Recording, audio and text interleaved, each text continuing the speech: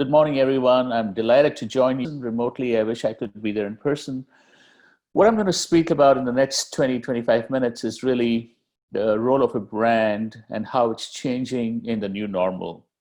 Before we get into how the role is changing, I wanted to give you a little bit of a background on how I think about brands. So fundamentally, I like to start with a quote from a former CEO of Unilever who's described brand as a storehouse of trust that matters more and more as choices multiply. What that really means is as people nowadays have too many options and too many choices in any type of product or in service, they rely on brands to simplify their lives, to make the choices easier. I was just watching recently the number of options people now have to stream, movies or any other type of material, entertainment material online. And there's so many different options. And so now really the decision is which brands will stand out, whether it's Netflix and HBO or Amazon Prime, but they're very, very hard to stand out because there's just too many options out there. So as the number of options increase, we rely a lot more on brands.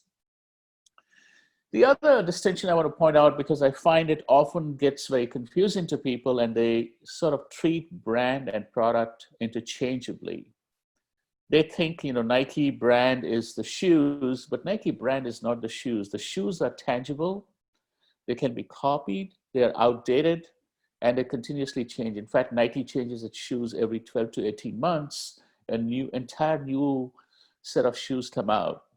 But the Nike brand and what it stands for is relatively timeless, right? The brand is not in the product market. It's in people's mind. It's potentially timeless and it forms a basis of relationship. So if you look at Nike brand in the last 20 years, it really has stood for the very much the same things, or the Apple brand. But the products Apple makes or the services Apple provides keeps changing all the time. So it's important to decouple a brand from a product. And when you talk about branding, especially when I look at companies in China, you find that they often focus on being very tangible at the bottom of the triangle, if you like.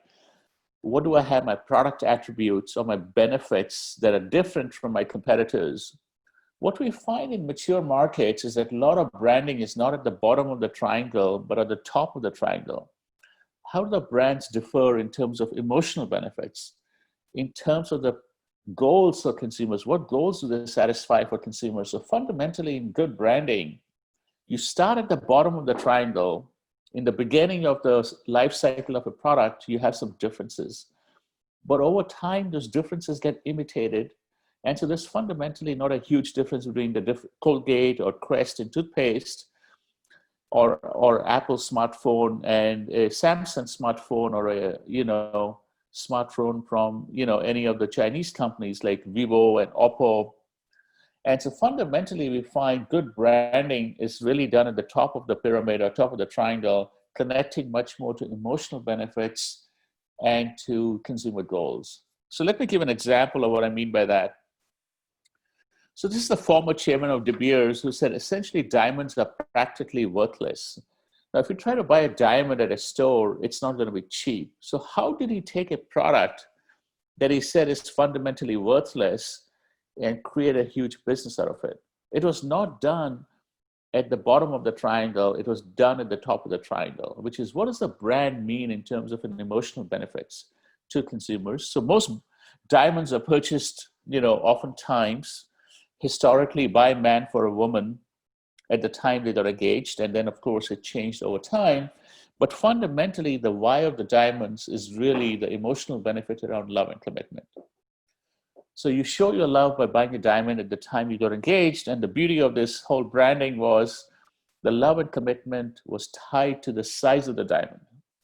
So as a result, if you got a diamond which is small, your friends would tell you, he must not love you very much, or he's not that committed. And so fundamentally, they took the bottom of the triangle, which is a functional benefit, the size of the diamond, and connected it to the top of the pyramid, which is the emotional benefit, the love and commitment. So good branding actually tries to connect the bottom of the pyramid, functional benefits, to the top of the pyramid, which is the emotional benefits or the goals that people have. So fundamentally, a lot of good branding is about emotions.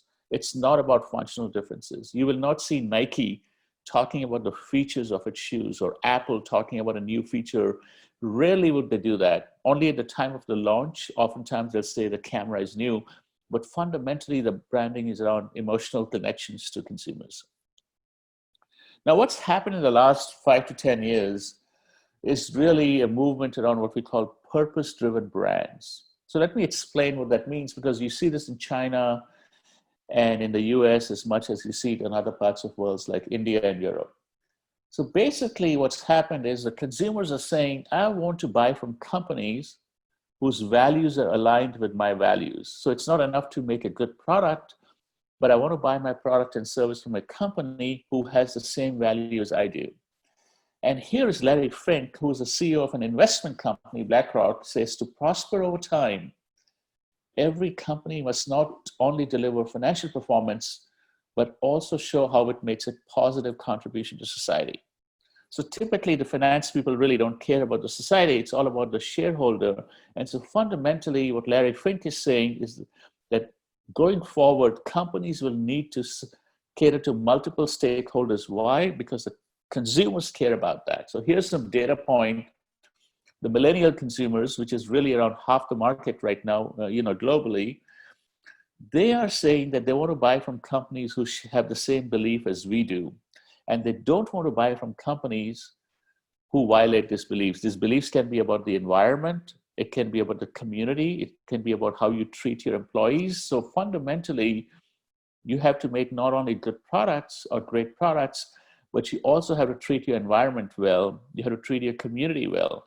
So that's led to some very interesting data. This is from US, but I've seen similar data from China, where it says 57% of Americans are belief-driven buyers who report choosing, switching, avoiding, or boycotting a brand because of its stand on a social issue. 64% said that CEOs should take a lead on change rather than waiting for the government to impose it. So fundamentally, there's a shift here in branding that I not only have to create a connection between my functional benefit and the emotional benefit, now I need to consider the broader stakeholders and how much it matters to consumers. So here's an example of branding on broader issues than just what consumers care about. So Volvo, as you know, is owned by Geely, the Chinese company, and their big feature is around safety. But safety is a benefit for the consumer. What is the value of Volvo to the environment? And this is the electric car and the hybrid, which this says better for the environment. And so here's a campaign they created. Let me play it. Do you recall not long ago we would walk on the sidewalk, all around the wind blows, we would only hold on to let go, blow a kiss into the sun, we need someone to lean on, blow a kiss into the sun, all we needed somebody to lean on, all we need is someone to lean on. So what Volvo did here is it connected the branding of protection or safety for family to protection of the environment, which is what the belief-driven consumer cares about. So simultaneously, good branding takes your value proposition and connects it not only to the benefit in the category, but also what does it mean for the community or the environment. And that's what's nice about this. Here's another example of Life Water, which is a brand of Pepsi. It's just ordinary water, if you like, but it's priced premium. It's at a premium price. And so what's the branding done on? So what's the emotional benefit? Because the water is the same water. It's not any better water. But if you look at the photographs on it, it's artists' paintings.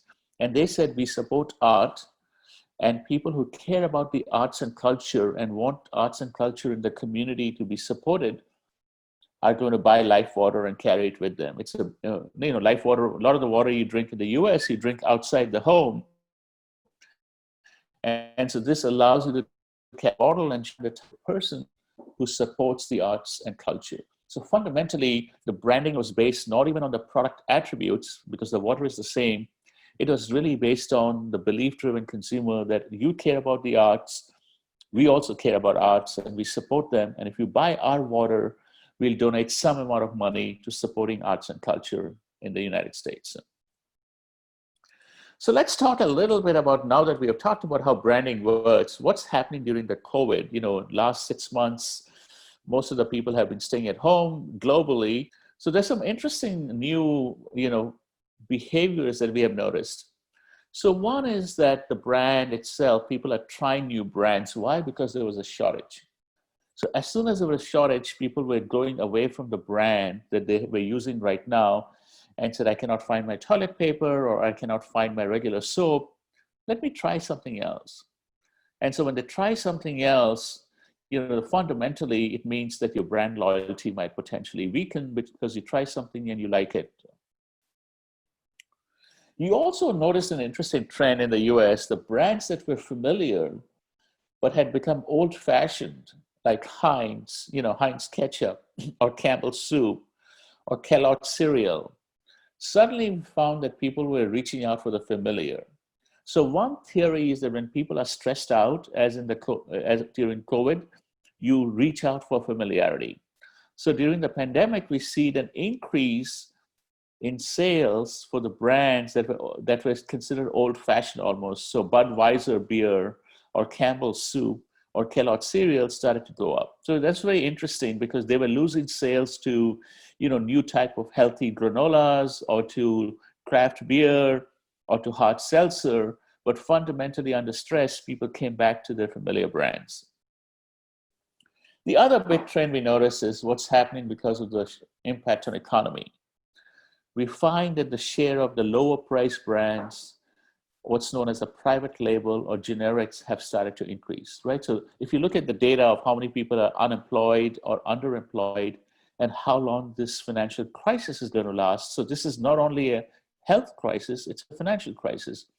And so fundamentally, when you talk to companies, they're thinking about, how do I launch a lower priced version of my brand? Because in the next 12 to 24 months, if I don't do that, I'm going to lose share to the low price brands. So fundamentally, the private labels in the US have started to increase share. Not surprisingly, people are not going out as much. So the status consumption that, you buy the luxury goods, they were going to be impacted. So if you look at while the sales have started to come back of luxury goods, they're still down from the year below. And there's an interesting, observation here. Do people need the same amount of luxury goods if they're not going to be going out as much? But in Europe and US, people are still not dining out. People are still not going to the movies or the theaters or the museums. So fundamentally, if you don't go out as much, the luxury goods are going to suffer, and the type of branding that you see is also going to change. You're going to see less of the big logos on the t-shirts or the dresses, because in the time when the economy is down or health crisis there, people don't like to be, communicating status. So ultimately, we're going to see a shift here. The luxury companies in general are actually doing okay, but fundamentally, the sales are going to be impacted in the short run. The other interesting trend is, of course, what we call about the changes in consumers' adoption of technologies. So a lot of technologies that consumers were being told to adopt by companies, such as digital payments or contactless, or use online shopping, which penetration was low in the US. The research has now shown that what happened in the last 6 months would have taken 3 or 4 or 5 years to reach that level of penetration. We are seeing in the US is the digital has increased the adoption of technologies very rapidly. So for example, if you're a 60-year-old or 70-year-old and you didn't go to the bank, you didn't use the ATM or online banking, now because the banks were closed, even these people have started to do online banking. So you see a big shift in channels, and that has a lot of implications for cost, marketing and branding overall. As I said, the belief-driven consumer really cares about all the stakeholders, not just how good a product it is. So here's some example of some data on a survey of consumers. 76% said it cares about how you treat your employees during the pandemic. 64% said they care about the purpose or mission of the company. 67% said they care about, do you operate in my community? Do you make a positive impact on the society and environment? So what this shows is that the consumer doesn't only care about how good is your product, but how well is the company embedded in the values that I have, which is about my society, about the community, about how you treat your employees and environment and so forth. So fundamentally what this has done, in the US at least, we had a big movement in the started around, a few months ago, around racial or social justice.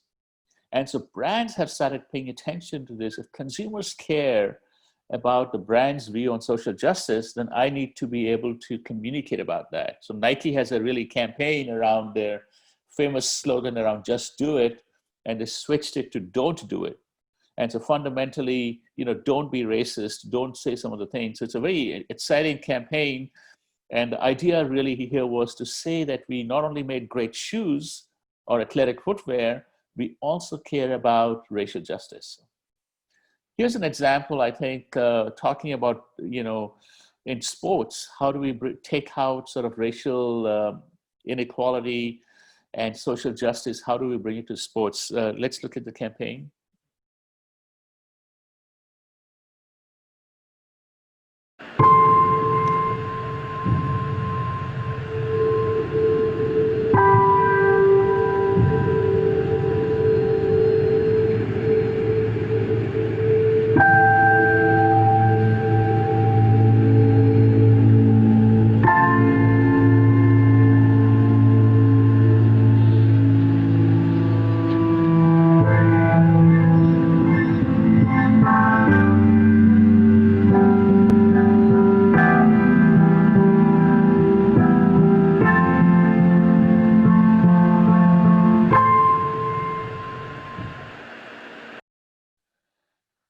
And so now we notice that some of the other things the pandemic has done is in terms of, there's less social gatherings. And so as a result, there could be some less emphasis on focus on personal appearance. So you're mostly on remote calls, whether it's Zoom or Skype or any other system that you're using. And so the sales of certain type of cosmetics are down, but sales of other types of products might increase. So fundamentally, looking at the demand and what the brand can do for demand is very critical in these cases. Let me give you an interesting example with chewing gum. So chewing gum is also, a lot of the sales are in social settings because you're trying to, when you talk to somebody at it closely, you want to make sure you don't have bad breath. But if you're not having those meetings at a close level, the gum sales were actually down because of that. But another area, the gum sales increased because people were playing a lot of video games. And when you're playing video games, you need to focus, and chewing gum can help you focus. So really understanding the shift in demand and how the brand needs to make sure that it captures that new shift in demand is really critical.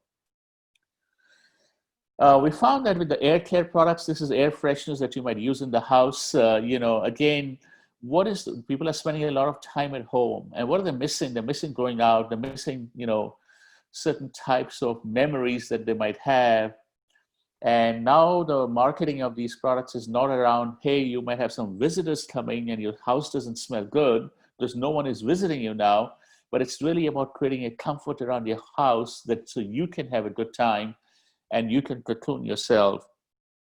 And so fundamentally what this means is branding needs to shift how it frames its value because of the shift in consumer goals. So a couple of examples that I'll give you here is, on a lot of the money is being spent around home furnishing. So if you look at the sales for companies like Home Depot in the US or Lowe's or computers or tablets, that has increased because that helps you. It's not a luxury anymore, it helps you do your job, right? So fundamentally, it's become an essential. Once something becomes an essential, it's easy to spend the money. So if you look at a cable company like, Comcast or Spectrum, which provides, cable services in the US, now suddenly it's not for entertainment only, it's for education. So shifting framing the value from entertainment to education really is very valuable for Spectrum and Comcast. So shifting how you frame the value of it. And the last example I want to share is around toothpaste. Toothpaste is now finding even a basic product like that on the left, you talk about cosmetic value, whiter teeth, But now they are shifting to talking about the health value. Because of COVID, everybody's thinking about health.